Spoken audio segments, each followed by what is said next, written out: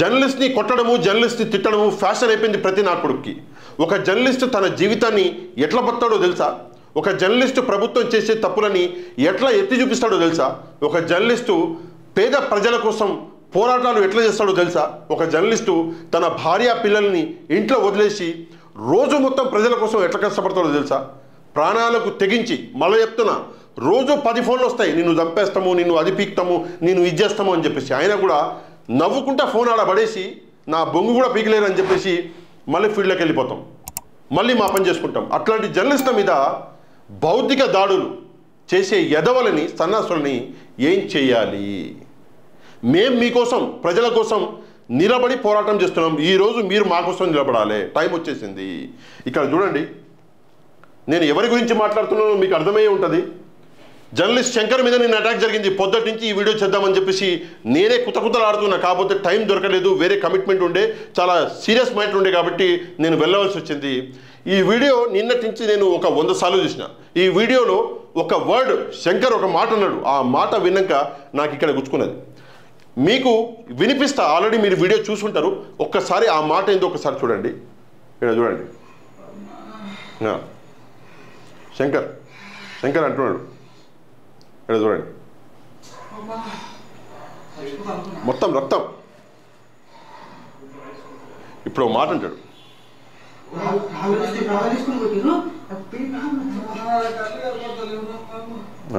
కళ్ళు కనపడతలేవురా బాబు అని చెప్పేసి చెయ్యి తలకి పెట్టుకొని ఏడుస్తున్నాడు ఒక జర్నలిస్ట్.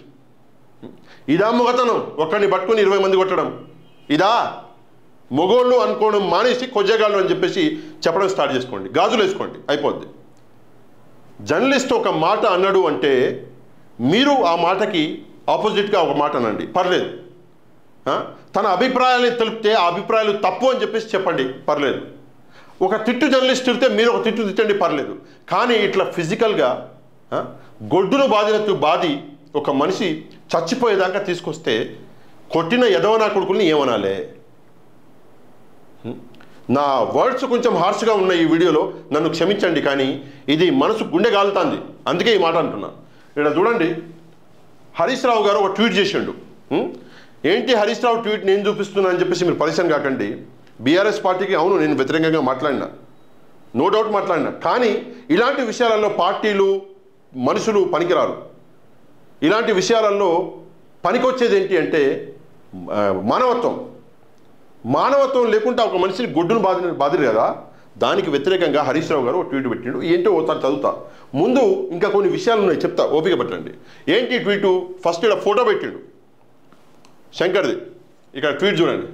జర్నలిస్ట్ చిలక ప్రవీణ్పై జరిగిన దాడి మరొక ముందే మరో జర్నలిస్ట్ శంకర్పై గుర్తు తెలియని గుండాల దాడిని తీవ్రంగా ఖండిస్తున్నాం. చిలక ప్రవీణ్ మీద దాడి జరిగింది, అది మరొక ముందే ఈరోజు జర్నలిస్ట్ శంకర్ మీద దాడి జరిగిందని చెప్తున్నాడు హరీష్ అన్న. ప్రభుత్వ వ్యతిరేక వార్తలు ప్రసారం చేస్తున్నారనే ముద్ర వేసి భౌతిక దాడులకు పాల్పడడం హేయమైన చర్య. ప్రభుత్వానికి వ్యతిరేకంగా మాట్లాడుతున్నాడు అని చెప్పేసి ఇట్లా దాడి చేయడం మంచిది కాదు అని చెప్పేసి చెప్తున్నాడు. ప్రజాస్వామ్యంలో పత్రికా స్వేచ్ఛను హరించడం అంటే ప్రజల గొంతు నొక్కడమే. Okay, next. ఒకవైపు ప్రజాపాలనని ప్రచారం చేసుకుంటూ మరోవైపు ప్రశ్నించే జర్నలిస్టుపై దాడి, బెదిరించడం నీచమైన చర్య. ప్రభుత్వం స్పందించి దాడి చేసిన వారిపై చర్యలు తీసుకోవాలి, ఇలాంటి పునరావృతం కాకుండా చూడాలి అని చెప్పేసి హరీష్ రావు గారు అంటున్నాడు. ఈ దాడి జరిగిన విధానం కూడా నేను మీకు చెప్తా. శంకర్ సినిమాలో, అంటే ఈ శంకర్ కాదు, డైరెక్టర్ శంకర్ సినిమాలలో కూడా అంత ప్లానింగ్గా ఉండవు దాడులు, దానికంటే ఎక్కువ ప్లానింగ్ చేశారు ఈ దాడికి. నెక్స్ట్ చూడండి, ఇక్కడ జగదీశ్వర్ రెడ్డి గారు, Suryapet MLA, ex minister Jagadishwar Reddy గారు శంకర్ని చూడడానికి యశోద హాస్పిటల్ పోయాడు. పాపం పోయి చూసి ఒక ట్వీట్ చేసిండు. ఏమని? జర్నలిస్ట్ శంకర్పై గుర్తు తెలియని గూండాల దాడిని తీవ్రంగా ఖండించిన మాజీ మంత్రి సూర్యాపేట ఎమ్మెల్యే జగదీశ్వర్ రెడ్డి గారు. సోమాజిగూడ యశోద ఆసుపత్రిలో శంకర్ను పరామర్శించిన జగదీశ్వర్ రెడ్డి గారు, ప్రజాస్వామ్యంలో భౌతిక దాడులకు చోటు లేదు, ఈ దాడికి పాల్పడ్డ గూండాలను త్వరగా అరెస్టు చేయాలని పోలీసు వారిని కోరుతున్నా అని చెప్పేసి తెలంగాణ డీజీపీ గారికి, కేటీఆర్ గారికి శంకర్కే ట్యాగ్ చేసిండు. సరే, నో డౌట్ ఇది చాలా తప్పు, ఇట్లా చేయడం అన్నది చాలా ఘోరమైన పరిస్థితి. కానీ ఎట్లా చేసాడు చూడండి. శంకర్ తన ఆఫీస్ నుంచి బయటకు వస్తున్నాడు కార్లో, ముందర ఎవడో అడ్డు వస్తే శంకర్ బ్రేక్ కొట్టాడు. వెనకాల నుంచి స్కూటీ మీద ఇద్దరు అమ్మాయిలు వస్తున్నారు. ఆ అమ్మాయిలు బ్రేక్ కొట్టిన కార్ని వెనకాల నుంచి వచ్చి గుద్దేశారు. సరే ఏం జరిగిందో చూద్దామని ఈయన శంకర్ దిగి వెనకాల పోగానే ఆ అమ్మాయిలే శంకర్ మీద ఎదురు దాడికి దిగి ఇందులో జోక్ ఏంటి అంటే ఆ అమ్మాయిలు ఎవరికో ఫోన్ చేశారు. ఫోన్ చేయగానే 2 నిమిషాల్లో 20 మంది గుండాలు వచ్చేసారు. 2 నిమిషాల్లో 20 మంది గుండాలు వచ్చారు. వచ్చి శంకర్ని చాలా దారుణంగా కొట్టారు. ఆ కొట్టిన వీడియో కూడా చాలా వైరల్ అవుతుంది. నేను కావాలని చూపిస్తాను, కానీ చాలా దారుణంగా కొట్టారు. అయితే ఇందులో ఒక విషయం నేను క్లియర్గా చెప్పాలనుకుంటున్నా. ఏంటి అంటే ఇది ప్రీ ప్లాన్గా జరిగింది. ఇది ఏదో సంఘటన కాదు. ఇది ప్లాన్ చేసి మరి ఒక జర్నలిస్ట్ మీద జరిగిన అటాకు. కాకపోతే ఇది కాంగ్రెస్ ప్రభుత్వం చేసింది, బీఆర్ఎస్ ప్రభుత్వం చేసింది అని చెప్పేసి నేను గాలి మాటలు మాట్లాడను. కాకపోతే ఇందులో ఎవరో ఒక పొలిటీషియన్ ఇన్వాల్వ్మెంట్ అనేది ఖచ్చితంగా ఉంది. లేకపోతే ఒక జర్నలిస్ట్ మీద చేస్తే దమ్ము ధైర్యం ఎవడికి ఉంటుంది? అంత తోపుగాడు ఎవడున్నాడు? ఎవడైనా ఉన్నాడా? ఎవ్వలేడు. అందుకే వెనకాల ఎవడో ఉన్నాడు పెద్దోడు. వాడెవడో పోలీసులు వాడిని పట్టుకోవాలి. పవర్లో ఉన్న పార్టీకి చెందిన వాడైనా, అపోజిషన్ వాడైనా, ఎవడైనా సరే వాడిని స్పేర్ చేయకుండా పట్టుకోవాలి. నేను రేవంత్ రెడ్డి గారిని ఒకటే విషయం కొడుతున్నా. సార్ మీకు వ్యతిరేకంగా వార్తలు రాసినట్టు శంకర్ నో డౌట్ రాసినట్టు. సార్ మీకు అనుకూలంగా వార్తలు చెప్పాను నేను. ఎందుకు చెప్పినా? బీఆర్ఎస్ ప్రభుత్వం ఏందో క్లోజ్గా చూసిన కాబట్టి, బీఆర్ఎస్ ఎమ్మెల్యేలు ప్రజల భూములను ఎట్లా తిన్నారో చూసిన కాబట్టి నేను మీకు అనుకూలంగా మాట్లాడిన మీ గెలుపులో నా పాత్ర ఉంది. మీకు వ్యతిరేకంగా శంకర్ మాట్లాడి ఉండొచ్చు, కానీ మేమిద్దరము జర్నలిస్టమే. నన్ను వేరేగా తనను వేరుగా చూడొద్దు. ఏదైనా ఉంటే విషయం కూర్చొని నువ్వు ఈ తప్పు చేస్తున్నావు విమర్శించండి. జర్నలిస్టు ఒకవేళ ఒక మాట, ఇప్పుడు నేను ఓ మాట చెప్తా, ఆ మాట తప్పు అని మీకు అనిపిస్తే విమర్శించండి. కానీ ఇట్లా కొట్టడం ఏం పరిస్థితి?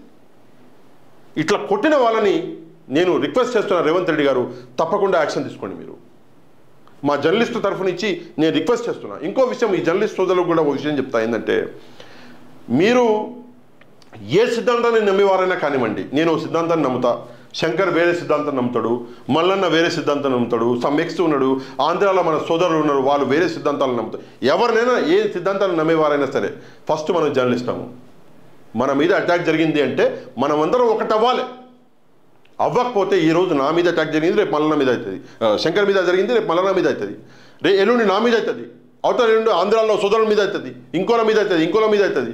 అది జరగకూడదు. సిద్ధాంతాలు వేరే, కానీ మనం జర్నలిస్టులము. అందుకే తప్పకుండా అందరూ జర్నలిస్టు, ఆంధ్ర తెలంగాణలో ఈ సంఘటన జరిగిందని లైట్ తీసుకోకండి. ఆంధ్ర జర్నలిస్టులు కూడా దీని మీద రియాక్ట్ అవ్వాలి. ప్రభుత్వం మీద ప్రెజర్ అనేది తీసుకురావాలి. ఇంకో చిన్న రిక్వెస్ట్ మన జర్నలిస్ట్ సోదరులతో ఏంటంటే, మనం ఒక రెఫరెండం ఇద్దాం ప్రభుత్వానికి. ఈ ఇష్యూ మీద అందరం కలిసి ఒక లెటర్ రాసి మనం అందరం కలిసి సీఎం గారిని కలుద్దాం. కలిసి సార్ మా సోదరునికి ఇట్లా అయింది, మా ప్రాణాలకు కూడా ప్రమాదాలు ఉన్నాయి, దయచేసి దీని మీద స్ట్రిక్ట్ యాక్షన్ తీసుకోండి అని చెప్పేసి రేవంత్ రెడ్డి గారిని కోరదాం. తప్పేముంది అందులో? కొడతాడా? భయపడదురా? ఏం భయం లేదు కదా, తప్పు లేదు కదా, వెళ్ళిద్దాం. దీని గురించి, ఈ మొత్తం ఇష్యూ గురించి ప్రజలు మాత్రం తప్పకుండా స్పందించాలి. మీరు షేర్ చేయకపోయినా పర్లేదు, లైక్లు చేయకపోయినా పర్లేదు, ఏం అవసరం లేదు ఈ వీడియోకి. కానీ మీరు తప్పకుండా స్పందించి ట్వీట్ చేయండి.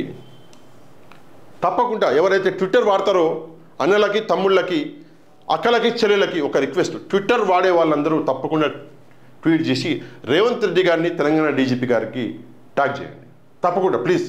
ఎందుకంటే ప్రజల రియాక్షన్ అనేది ప్రభుత్వానికి తెలవాలి.